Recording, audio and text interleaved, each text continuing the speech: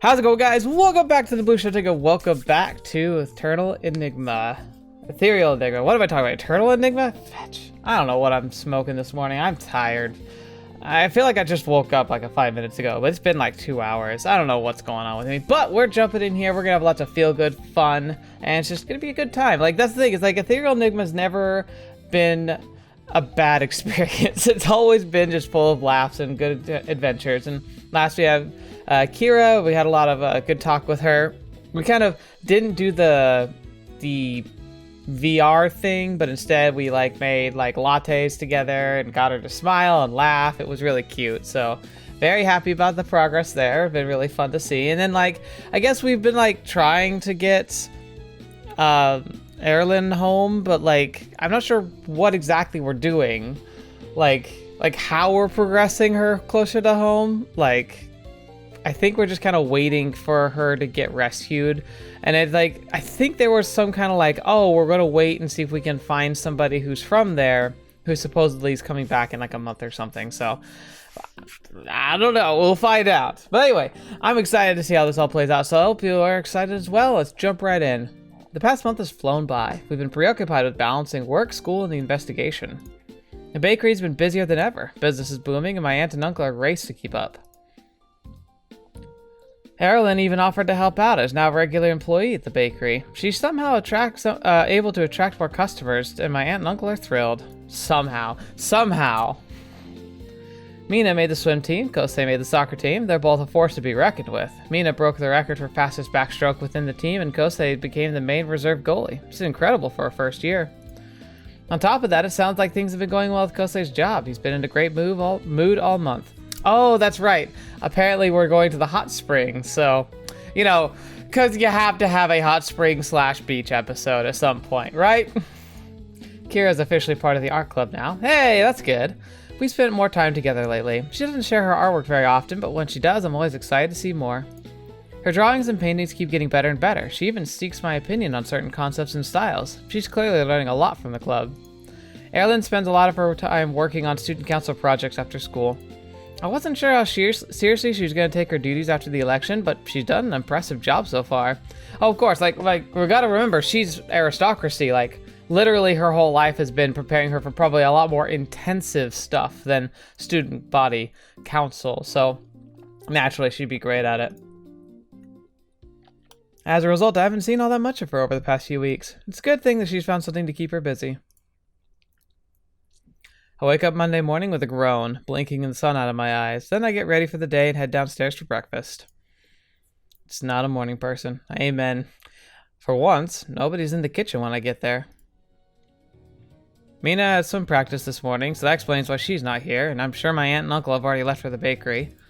Erilynn's bag is still here, so I know she hasn't left yet. I'm surprised. She usually gets up before I do. I sit down and start munching on breakfast. I'm sure she'll be here any minute. By the time I finish, she still hasn't appeared. It's getting pretty late. Maybe if I should go check on her. Erilynn. I walk upstairs and knock on her door. Hello? Hey, Erilynn? Why are you living in the living room? Yes? Her voice sounds muffled. Are you ready yet? Can I come in? I suppose you may. I push open the door and walk inside. Her books are scattered around the room and she's still curled up in bed. Are you sleeping? We have to go in a minute. She doesn't move. Erilynn? Go without me. This isn't good. Is she sick? Are you not feeling well? What's wrong? With a sigh, Erilynn pushes herself up to a sitting position. I simply don't feel up for attending school today. It would be best if you went without me. Okay, what happened? I blink. Where did that come from? You can't skip school without a reason. I get that you'll be going back home and you don't think school's important, but you need to be there for your cover story to work. Will I be returning home, though? Huh? She turns to me. Today officially marks the 32nd day, and I'm still here. 32nd day of what? Since my arrival. Wow, has it been that long? Yes, and I'm beginning to question whether or not I'll be rescued. If those random Veldens were rescued after a month's time, why am I still here? Have my parents even noticed my absence? I cannot think of any other reason why their search would take so long. Oh, fetch. Oh, okay. I think back to the conversation with Miss Tanaka, so that's what's been on Erilynn's mind. Has she been wondering about this the whole month? Just counting down the days until her return.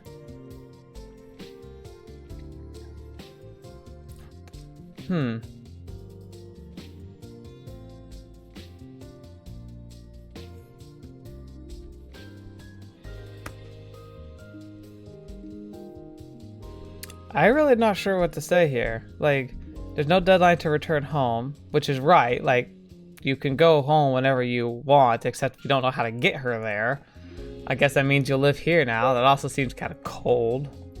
But it's like, well, you could just live here. Like, I'm pretty sure, like, even if we, like, had to explain the awkwardness to our, like, aunt and uncle, like, we'd figure something out. She's also close enough to, like, being able to live out on her own. Like, we could just kind of let her keep staying here.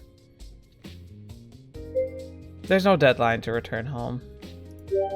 Erilynn's putting too much pressure on herself. This isn't a race, and if it takes a little longer to return home, then that's okay. At the end of the day, she'll still end up in the same place whether she gets there now or later. I'm sure your parents are looking for you, just as those Vadens must have had someone looking for them too. Then how is it that those Vadens returned home after a month and I haven't? I don't know, but a month's time isn't a deadline.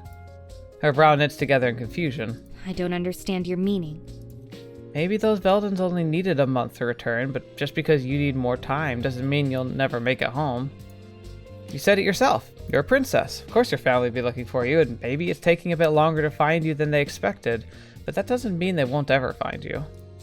Plus, you have me, Kira, and now Mina working on a way to get you back home. There's no chance you'll be stuck here forever. Erilynn pauses and shakes her head. I understand what you're suggesting. However, I find it hard to believe that my family would have more difficulty locating me than whoever rescued those common Vadens. They might not have been common. How do you know they're just common Vadens? She pauses. I suppose I just assumed they were. What if they were here on a mission or for an assignment and returning home afterwards?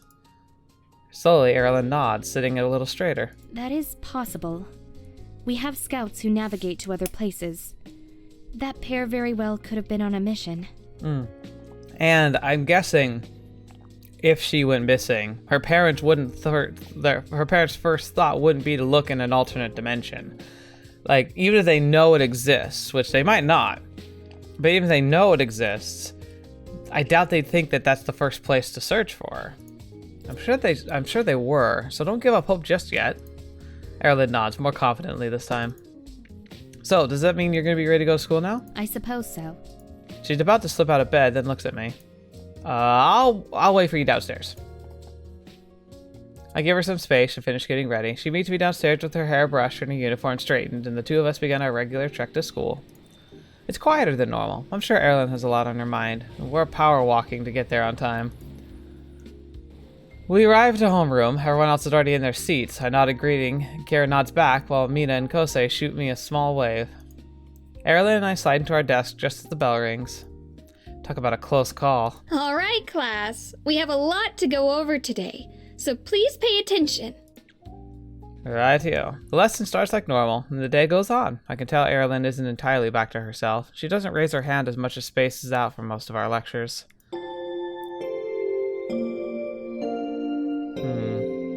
So I wonder how proactive we could even be on our research, though. Like, it kind of felt like we hit a wall.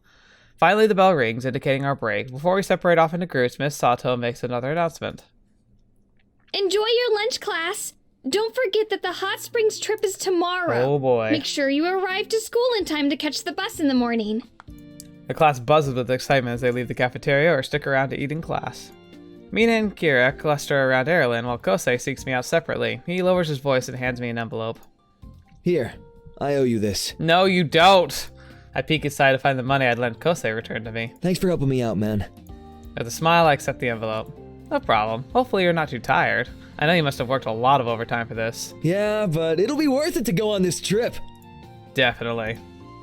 We join the girls and catch their conversation. Wow, I can't believe the trip is tomorrow, guys. It's finally happening. I looked up where we're going online. It has very good reviews. Ooh, that's promising. That is promising. Kosei flips his chair around before taking a seat. Oh, he's doing the Riker maneuver. Oh yeah, it's gonna be so sweet. I'm happy you're going after all, Kosei. Yeah, that was a close one. I'm glad too. As Mina and Kosei continue to discuss the trip, Erilynn keeps staring off into space. Kira tilts her head. Erilynn, are you looking forward to the trip? Erilynn blinks as if snapping out of a trance. Oh, yes, I suppose so. That doesn't sound like you're excited. Mina's brow furrows. Yeah. Are you okay? Yes, of course. She forces a smile. This will be an enjoyable trip, so why wouldn't I feel positive about it? Judging by the look on everyone's faces, nobody's fooled. Don't feel like you have to force yourself to be happy if you aren't. Erilynn sighs. My apologies. I don't mean to spoil the mood. Kira and Mina both give me questioning looks and seem to ask if it's Vaden related. I nod slightly. Veldin, not Vaden. I don't know what I said Vaden. Erilynn just feeling a bit homesick. The girls nod in understanding. Kosei perks up.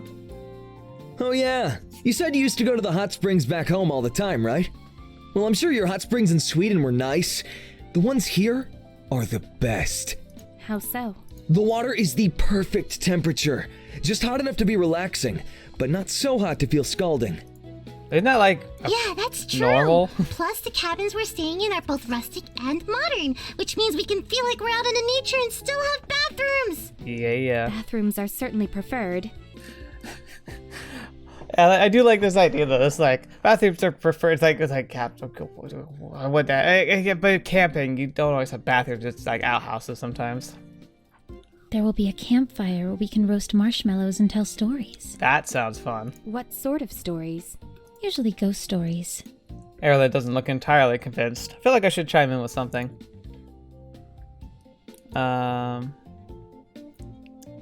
Few responsibilities, delicious food. I mean, yeah, and the landscape is gorgeous. I think honestly it'd be the landscape. It'd be like, we're gonna be in the mountains with all the trees and stuff. I hear the campsite's beautiful. They have guided paths and gardens for us to explore. She blinks. Gardens? Yeah, it's supposed to be really peaceful. I think you'll like it. I do enjoy gardens. I suppose that does sound nice. Yeah, she does like the flowers and stuff. Erilynn looks at each of us in turn, and a genuine smile lights her face. After all of that, how could I not be excited? I expect this trip will be really fun. Yeah, there we go. Yes, it's going to be awesome. As the group continues to chat, I pull Erilynn aside. Are you sure you're okay? Yes, actually I feel much better. What changed your mind? Her expression softens. I'm still worried about returning home, but watching everyone try so hard to cheer me up reminded me that I'm not alone here. Aww. You're correct. There is still hope.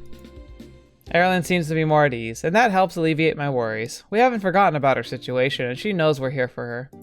The rest of our lunch goes by smoothly. I'm glad we could get Erilynn excited about the trip again. Hopefully her spirits will continue to go up from here. When lunch is over, we put our things away and rearrange our desks. Once everyone's taken their seats, the bell rings and Misato approaches the front of the room. All right, class. Let's open our books and get started. Alright, let's get this going. The rest of the day goes by faster since Erilynn's in a good mood. I'm glad she snapped back to her old self. Seem to be sprinting forward here. I hope the rest of the game doesn't feel too rushed. Finally, the bell rings and everyone shoots to a stand. I gather my things and throw my backpack over my shoulder. Now that I'm free, who should I hang out with? Oh, well, we already know who. Yeah, Kira. I wonder what Kira's planned today. Glance around while everyone files out of the classroom, but she's nowhere in sight. I check the hall and the art room, but she isn't there either. Maybe she's outside. After weaving in and out of the crowd, I find myself in the quad. A few students are lingering in the grass or hanging out on the benches. A flash of raven hair waving in the breeze catches my attention. Kira sits on a bench by herself. She's bent over her sketchbook with her brow etched in concentration. Hey, Kira. Oh, hello. Mind if I sit next to you? She scoots down to give me more room. I slide in next to her and roll my bag over my shoulder. Her fingers twitch around her sketchbook. I can make out a vague image of an anime girl. What are you working on? Just sketching some things. Cool. What kind of things? Characters I created. Ooh. See, PCs, personal characters. Yeah, these just FYI, if you ever are with a creative type in any way, shape, or form, like if they show you their personal creations, like it can be a big sign of trust, especially if they aren't very open about this kind of stuff. You made that up? That's awesome. She nods and brushes her hair behind her ear. So who's this girl? I haven't thought about it yet. I only drew her based on inspiration. Ah, so you see the image first. Interesting. Like, for me, when I write, a lot of my best ideas come in these, like, flashes of, like, a scene. Like, it starts with, like, a concept of a, like, of characters in an action or having a conversation, or like interacting with some kind of technology or magic, something engaging, and then it builds from there. And the characters usually flesh themselves out as I try and rationalize and storyboard, and as things progress, like the characters kind of just become themselves, which is something why I always have to do multiple editions of a story, because the first time is me discovering kind of who the characters are, and the second time I go through it, I have this understanding of the character, and I have to rewrite the whole story with them being consistent, because the first draft, they're never consistent because I'm still figuring out who they are based on like how, as I write, like it's interesting how these types of things evolve, and like it's never just like, oh, I just wrote it on the page and it's ready to go. Like, you really have to tear your own work apart to make it really good. Let's give her a story. I can help you make one. Kara lifts her head, intrigued. Okay. She shows me the drawing again. I see.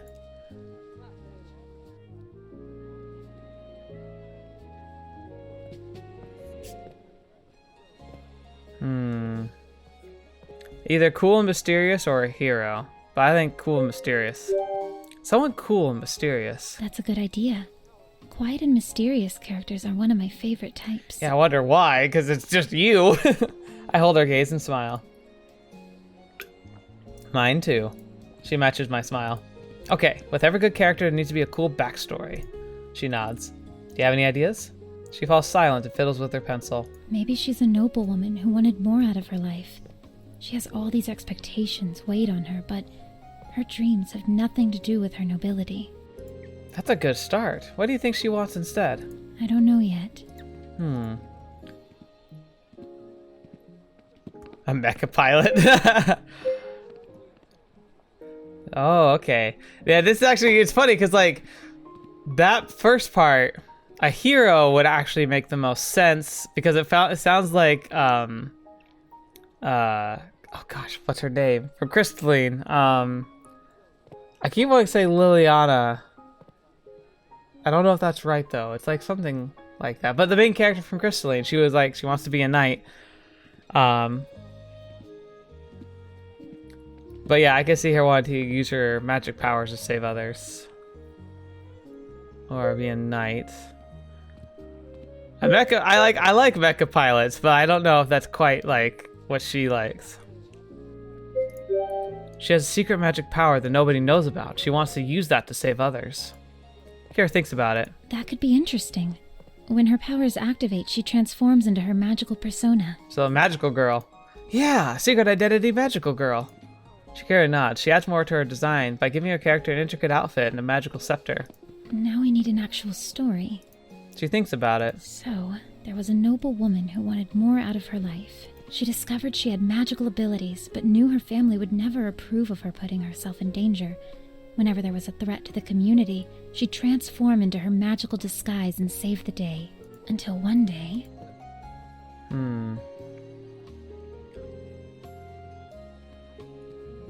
Her secret is discovered, or she goes on an adventure to find herself. I think it makes more sense for her to face her secret is discovered, because then she has to feel the fallout of her choices.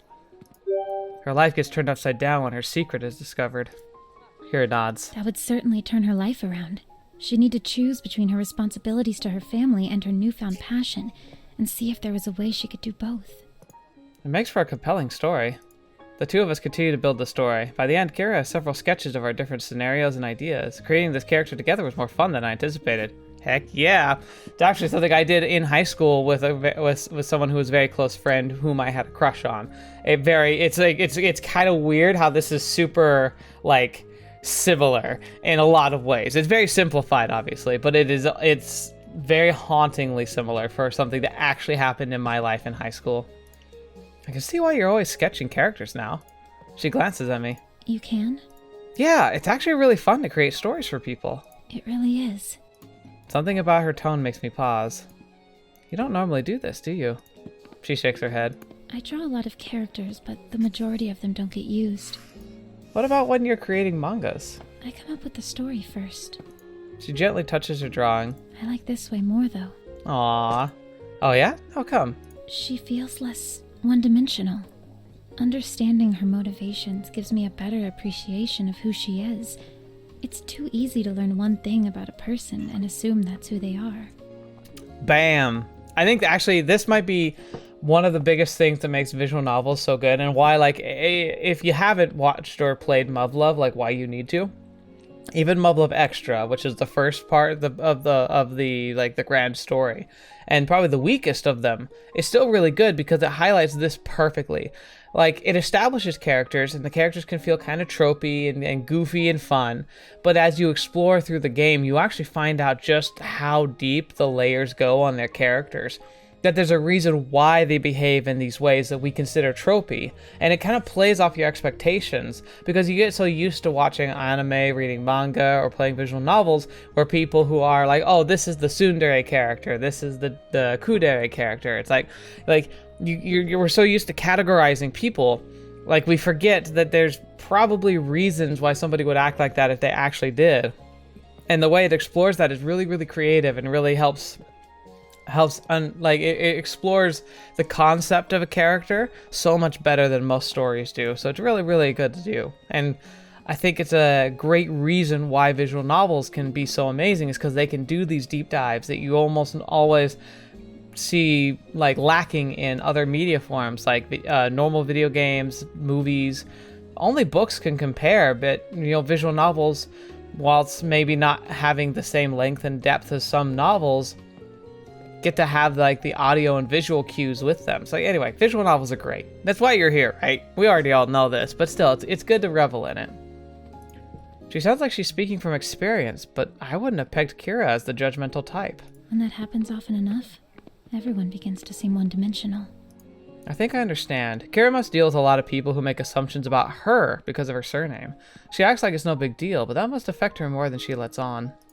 I wonder if that's why she acts so nonchalant all the time. Sounds like it could be exhausting. Sometimes, but you get used to it. The worst part is how you find yourself doing the same thing they do. Ugh.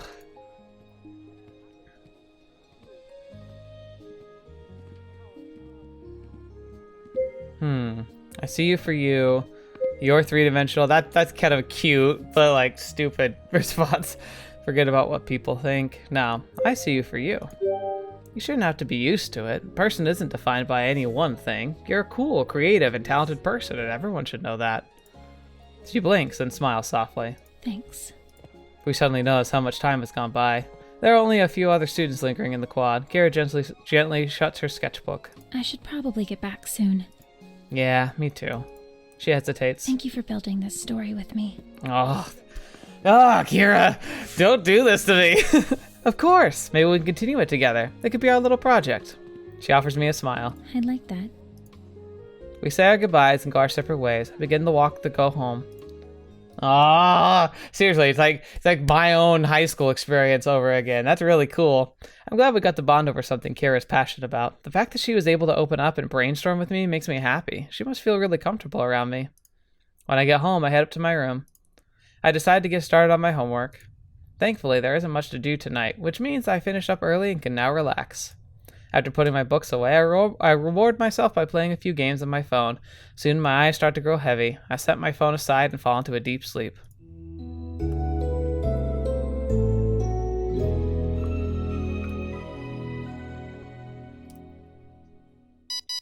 My phone alarm blares me wakes me up bright and early. Immediately, I roll out of bed. Can't be late for the hot springs trip today. I was finally motivated to wake up. Once I gather my belongings, I made my way downstairs. Mina and Erilynn are already sitting at the table. Aunt Emiko sets down to breakfast when I walk in. Good morning, sweetie. Morning. Do you kids have everything you need for your trip? Erilynn nods while Mina grins. Yep, I'm all set. Me too. Wonderful. I thought it would be nice to drive you to school today. That way, you don't have to walk and carry your luggage. That would be great. Thanks, Mom. Thank you. That is very kind. Yeah, thanks, Anemiko. Of course. Boom, boom. We finish eating our breakfast, and Anemiko drops us off at school. Have a great trip. She gives us each a hug, then departs. We follow the crowd and file onto the bus. Kira already sits on one of the seats, and Kosei sits across from her. But I recognize this bus. This is totally from Ace. After greeting everyone, Mina and Erilynn squeeze beside Kira while I sit next to Kosei. Aw, dang it. Well. Once everyone's accounted for, the bus roars to life and we're on our way. Excited gossip and conversation breaks out across the bus, but I'm still exhausted from getting up early. I lean my head against the glass and quickly fall asleep. Someone shakes me awake. Hey, wake up! I groan and squint through the bright ribbon of sunlight. With another blink, I see Kosei's grinning face. Finally! I sit up and rub my eyes, then I follow everyone off the bus. I'm greeted by a beautiful forest. Oh yeah, this looks awesome! Giant trees surround the area and flowers sway in the breeze. There's a row of wooden cabins and a building where I assume the reception area is. 2 rangers greet Misato and the other teachers. Class, these rangers will show you to your cabins. You'll have time to explore before the first activity, and afterwards you'll be free for the day. We'll meet here for class. Don't be late! Okay, we have a school trip, but we're meeting for class. No, come on, just let us have fun! A male ranger leads the boys to the boys' cabin, the female one leads the girls. Kosei and I follow our ranger to the cabin. Ooh, look at this place. Bunks lean against the wooden walls. A large window surrounds us to let in sunshine and a cool breeze. The cabin has a rustic and cozy atmosphere. I can tell we'll be comfortable staying here. Other students file in and claim their spots. Kosei and I gravitate to the beds in the corner. Since we have some time, what should we do? Stay in the cabin and organize my stuff. I think I saw Mina at the fire pit, or take a walk in the garden. Ooh. So, if I stay in the cabin, probably with Kosei. Mina at the fire pit, or walk in the garden, probably for one of the girls. I want to go see Mina. While I'm here and so close to nature, I should go outside and get some fresh air. I leave the cabin and look around, spotting a familiar face by the fire pit. Is that Mina? I head over. As I get closer, I can tell my cousin, even though it's my cousin, even though she has her back to me. Hey! Shh! Huh? She turns around. There's a black streaks painted across her cheeks and leaves strewn through her hair. Her face is carved in determination as she firmly plants a stick into the ground. Okay, are you like playing some kind of like capture the flag game or what? Shh! Don't question it. I don't understand most of the things Mina does. Better roll with it until she decides to tell me. I wait until she looks up. Behold. She gestures to the stick. What am I looking at? It's a sundial. This is how I'm gonna survive in the wilderness. Ah, gotcha. Cool. Well, I'm guessing somebody else will be able to use your bunk then. With a stick? Yep. Not only can I use it to tell time, but I can also use it to hunt. Why are you trying to survive in the wild when we're at a camp resort? Just in case. You never know, but now I'm prepared. What good is a stick? You mean other than those things I just listed? I can also use it to protect myself if it comes down to it. Oh yeah, sure. Genius. I could use a smartphone. Wow, really? Yeah. Nothing's gonna mess with me if I carry this thing around, believe me. No thanks, wolves and bears. Not today. Minami is going to survive. Who knew a stick could be so versatile? What else can it do? Mina blinks, her face screws up in thought. Well, it's good for directions. How? She opens her mouth and stops herself. Well, like this. She uses the stick to draw a map in the dirt. She pokes around and adds more before hesitating. She obviously has no idea what the campsite layout. I pause, waiting, but the silence slowly deepens. Finally, she sighs. I guess you're right. All of this is kind of pointless then, huh? I mean, it was still a good attempt. Mina nods and wipes the paint off her face. Since I don't need to survive in the wilderness here, I'm going back to the cabin to enjoy the luxurious camping life with running water. I agree. Sounds like a good plan. It's not actually camping, though. It's cabining. She smiles. I'll see you tonight, cuz. Yeah, see ya. She disappears into her cabin. Oh, I return to my cabin and relax for a while. Soon as it's time for our class activity. I grab my notebook and a pen and meet the rest of my class. Miss Sato takes us down a path through the forest and talks about the natural ingredients found here for medicine.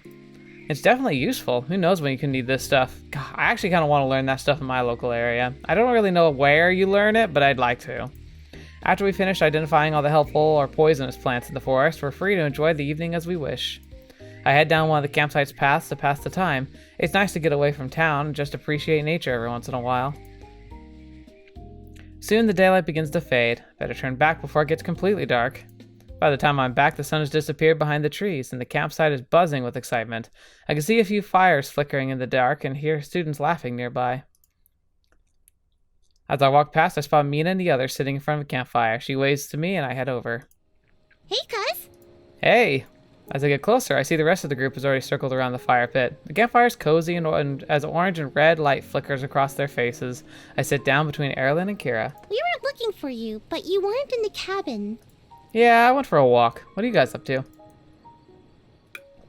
Kosei grins as he rips open a bag of marshmallows. Oh yeah, s'more time! Making s'mores! You got here just in time. Heck, frickin' yeah. Nice. Erilynn studies her marshmallow and the graham crackers, looking uncertain. I don't understand how this works. Yeah, it's not too complicated, but it'd be completely weird for anybody else. What works? This thing. She holds up the ingredients. Don't you have s'mores in Sweden? What's a s'more? It's some more. Some more what? S'mores. Samina gives me an impatient look. It's a sandwich made of graham crackers, marshmallows, and chocolate. Erilynn brightens. Sandwich. Oh yes, you like sandwiches. She's like, yes, I know how to do sandwiches. Sandwiches are a thing for me. Oh, a sandwich? Before she can make one, Jiro, Daisuke, and a girl I vaguely recognize stops at our fire pit. Hi, Erilynn. Erilynn looks up and brightens. Oh, hello, Sana. Would it be okay if we join you? Of course. Thanks. All three of them take a seat, and the girl smiles at us. I'm Sana, by the way. I'm on the student council with Erilynn as your student body president. Oh wow, the student body president's hanging out with us.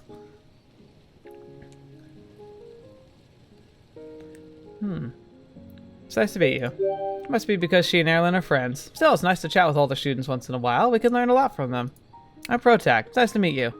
Sana offers me a calm smile. It's nice to meet you too. Sana introduces Jiro and Daisuke, who also are student council vice president. With instructions out of the way, Sana smiles, settling in her seat. You're all first years, right? Yeah. It's a tradition among the upperclassmen to tell ghost stories around the campfire. What do you think? Would you like to join us in this tradition? Why am I suddenly suspicious? Ooh, that sounds fun. I feel like we're going to get hazed. Kira nods. I love ghost stories. Erilynn flips back her hair. Although I haven't partaken in this tradition before, I do think it sounds intriguing. I haven't told ghost stories around the campfire either.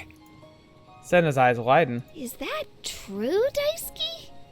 You didn't tell them at your old school? No, my previous education wasn't nearly as fun as it is here. Daisuke Miyamoto. Why does that seem familiar? Like, am I going crazy? Does that name look familiar somehow? God, I'm probably just overthinking things. Oh man, you're missing out! Now we've definitely got to tell them. Everyone seems excited except for Jiro, who shifts uneasily in his seat.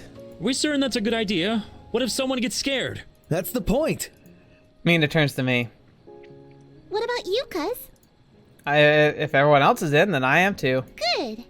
Her smile turns devilish. Oh, of course. Because I know a super scary one. Oh, then you can go first. Kosei snorts. I bet Mina's story's lame and doesn't scare anyone.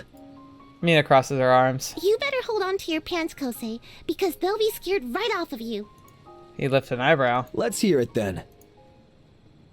We all glance at Mina, waiting. She takes a deep breath. Once upon a time, there was a girl who was afraid of the dark. Ever since she was little, she'd put her hand under her bed and her dog would lick her hand to comfort her. Oh, I've actually heard this story before. This night was no exception. Her family was away, and it was extra dark and quiet in the house. She kept hearing a tripping noise, but tried to ignore it. She tried to be brave and go to sleep in her bed, but she felt so afraid. So, just like she always did, she put her hand down by her bed, and sure enough, her hand got licked. That made the girl feel a little better, so she fell asleep. The next morning, she was woken by the sound of her dog barking in the backyard! Silence.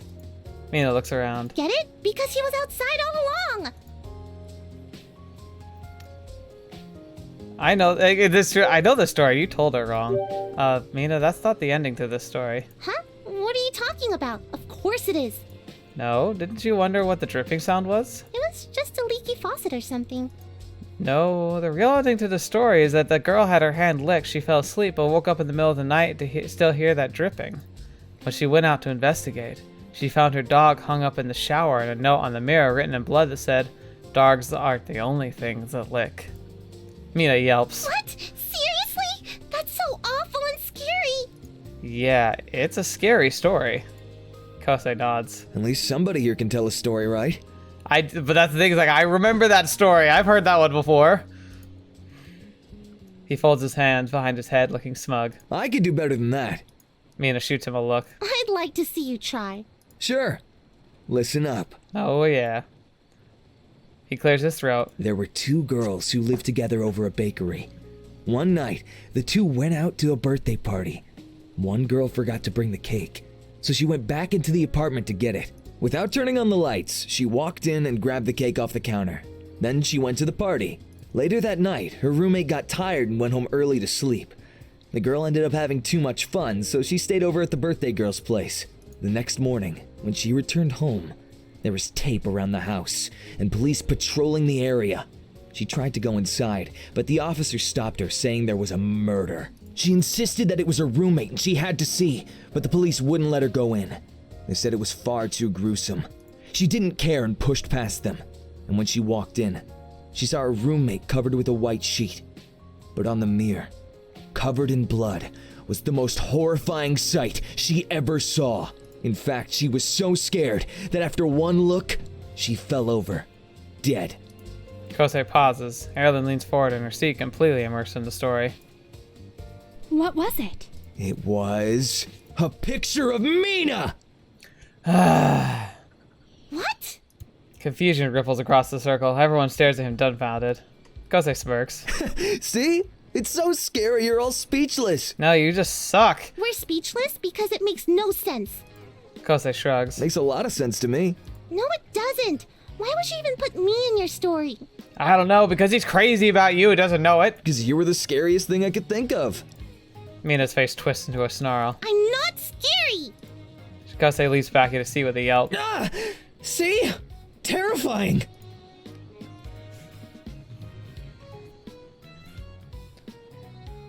The story had so much promise. Your story started out so well until the end. Erilynn crosses her arms. Indeed. I'll admit you nearly had me until the end. Me too. Daisuke chuckles. Why am I not surprised that Kosei would ruin his own story for the sake of a joke? Because he's awful. Oh, come on, you guys. The ending was the best part. Sana claps enthusiastically. Those were both great starts. Maybe I could try my luck at sharing a spooky story. See, this is gonna be the real one. Sure. Yes, of course. Any story will be better than Kosei's monstrosity. You mean your sorry excuse for a story? Jiro hugs himself. I think 2 stories should be enough for one night. I'd actually like to hear another. Exactly. We have time for one more. Yeah, I'm really enjoying all of these. Poor Jiro. Sana grins. Glad to hear it. Now, brace yourselves. Once she has everyone's attention, she begins. It was an especially dark and cold night. A family had just purchased a summer cabin, not unlike the ones here at the hot springs. It was an antique cabin, located in a quiet, secluded place, and the price was very low for the market. They couldn't pass up such a good deal. I'm already getting vibes of Friday the 13th, right? Isn't that that's the one with the cabin by the lake and Jason, right? So, the father moved in early to get the place ready, while his wife and daughter finished packing in the old home. That night, the storm outside was wild. He thought he heard a tapping sound. The man felt uneasy, but he told himself it was just the sound of nature. Mm-hmm. The tapping grew louder. It seemed to move from room to room, almost like footsteps. Still, the man tried to rationalize it as the old house settling, but the thumping came closer and closer. Thump, thump, thump. It was coming down the stairs now, louder and louder as it fell on each step. That's when you grab the baseball bat. Father wondered if there were mice or squatters in the house. Was it a burglar? Thump, thump, thump. They were reaching the door to the living room. The latch slowly turned. You know, the delivery is actually really good. If the music in the background was just gone, or at least like more like mysterious, it would actually probably have a better hit. But the happy-go-lucky music is not doing it any favors. As the door opened, the fireplace went out. Now, what would be really cool is if she somehow actually doused the fire here. As if on cue, a gust of wind nearly extinguishes our campfire. Ah! Kosei yelps and clings to Mina, who jumps with a shout. Why are you screaming? It's not even the scary part yet. So, you screamed too? Oh, she didn't. Only because of you. Everyone else is on edge. It's obvious Jiro tries not to act nervous, but his arms are crossed too tight. Even Kira and Erilynn look uneasy. Only Daisuke seems to be keeping his composure. Sana smirks as she continues her story. Standing in front of the man was a mirror version of himself with white hair and blood-red eyes. The man stared at the creature, and the creature stared at the man. And then it said, "You're mine now!" Shana leaps up, her face a snarl and her hands stretched into claws, reaching toward us. Someone suddenly latches onto my arm. Aww! I look over to see Kira. She holds on to me as the death grip, her eyes wide while the rest of her face and body language doesn't give anything away. If I didn't feel her holding on to me right now, I would never realize she was so scared. She must feel my eyes on her because she looks up. She glances at her hands around my arm and soft blush burns into her face. It's alright. I place my hand over hers. Kira glances down our hands. Her blush burns a little darker, but I notice a flicker of a smile. A smile I smile back and give her hand a squeeze. She squeezes back. Oh! Yes! It's so cute! Oh my gosh! To my surprise, she doesn't make a move to pull away. I feel her fingers against my skin, her expression soft. My heart flutters. She's really cute. She really is. Woo! Let go already. Huh? Kira and I jump apart. We turn to see Kosei clinging onto Mina like a lifeline. His arms are wrapped around her head, which is tucked securely into his chest. Mina flushes and tries to get away, but to no avail. Hey, I said let go. But Kosei shakes his head. No way! I am never letting go! Laughter puffs out of me. Oh, you never want to let go of Mina, huh? The two of them freeze. They glance at each other and then jump apart. It's about time you let go. She huffs and straightens her skirt. Kosei scoffs. If I'd have known it was you, I would have let go ages ago. Come on, just get married already. Who else would it have been? I thought you were him! He gestures to me. Mina's mouth pops open. What? How could you make that mistake? Because I grammed onto a bicep and it had a lot of muscle. I didn't think it could belong to a girl. Mina flushes scarlet. What? God, come on. Kosei, it's like the best kind of girl. The two continue to argue back and forth like an old couple. After the excitement quiets down, Sana is about to finish her story when Misato interrupts. I hope everyone has enjoyed their evening. Lights out will be soon, so everyone should head back to their cabins. We've got an early start tomorrow. I don't know whether I'm disappointed or relieved to miss the ending. Sana offers us a smile. This was fun! Great stories, everyone! Yeah, definitely. We help put out the rest of the fire and say our goodnights. Still feeling uneasy from Sana's story. Jiro sticks by Daisuke's side like glue while Kira, Mina, and Erilynn trail together toward the cabin. Kosei and I return to our cabin. After getting ready for sleep, we slip off our shoes and jump in the bed. It's always weird sleeping in a new place, and Sana's story didn't help. I toss and turn before eventually falling asleep. Aww, that was really, really cute. Ah, it's so happy. Alright, so now we're going to go ahead and end for tonight because I have a feeling that the juiciest parts of everything at the hot springs is coming up soon. So hopefully you'll stick around for that. Thank you guys so much for being here today. As always, there's nothing that, like, then I always walk away from these episodes just with a big smile on my face, and it just makes the rest of my day feel really good. So hopefully you guys have enjoyed it as well.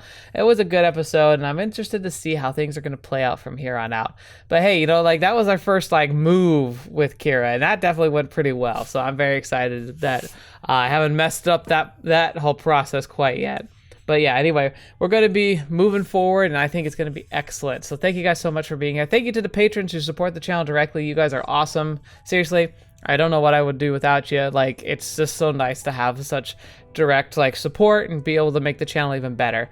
I also am really grateful to everyone who's on the Discord, hearing you guys chat and talk it up and sharing various topics. Like, it's also just a good way for me to keep up to date on some stuff, because sometimes you guys catch stories I don't, because I sometimes step aside from news because I don't want to get any spoilers of any games, but that means that I miss some of the press releases, so I really appreciate it when you guys update me on stuff like that, so thank you so much. I hope you have a wonderful rest of your day. Look forward to the rest of the week. We got Mamiya coming up, and tonight, after this has gone up, if you've caught it the day I upload, I should be returning to my live streams of Persona 5 Royal, so hopefully I'll see you there. But until next video, watching me up, see me next. I'll see you there.